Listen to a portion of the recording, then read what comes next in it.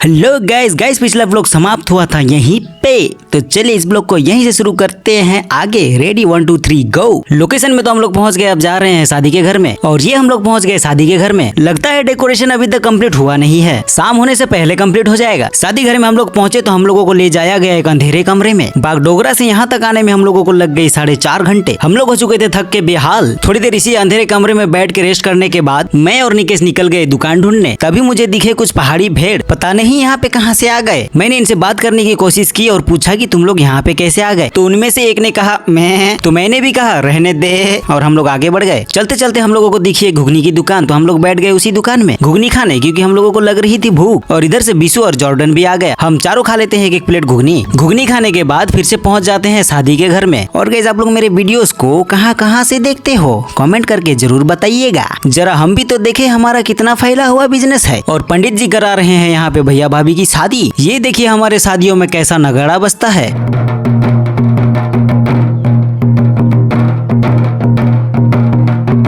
इसके बाद सीधा चलते हैं रात के प्रोग्राम में। गाइस हम लोग जब इतने दूर से आए हैं तो हम लोग सोचे थे कि यहाँ पे नाचेंगे गाएंगे, एकदम गर्दा उड़ा देंगे और करके जाएंगे यहाँ पे नाम। पर होते ही शाम हम लोगों को मिल जाती है कैटरिंग का काम। ये भगवान क्या जुल्म है।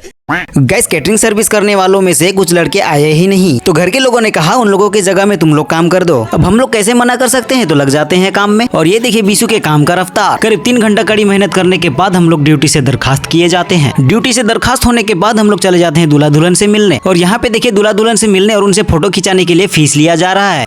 तो यहाँ पे डोनेशन देने के बाद हम लोग खिंचा लेते हैं 4-5 फोटो, वो भी DSLR कैमरे से। ये रही कुछ तस्वीरें। फिर फोटो खिंचाने के बाद हम लोग आ गए खाना खाने। जॉर्डन और निकेश तो पहले ही खा चुके हैं, तो वो लोग कर रहे हैं सर्व और हम लोग बैठ गए हैं अभी खाने। खाना मिलते ही मैं लग जाता हूँ धड़ाधड़ अपने पेट में डालने, क्योंकि भैया रात के बज रहे हैं 12 और मेरे शकल पे भी बज गए हैं भूख से 12। खाना खाने के बाद हम लोग आ गए खाना को हजम करने। ये देखिए हम लोगों का सादरी चेन डांस।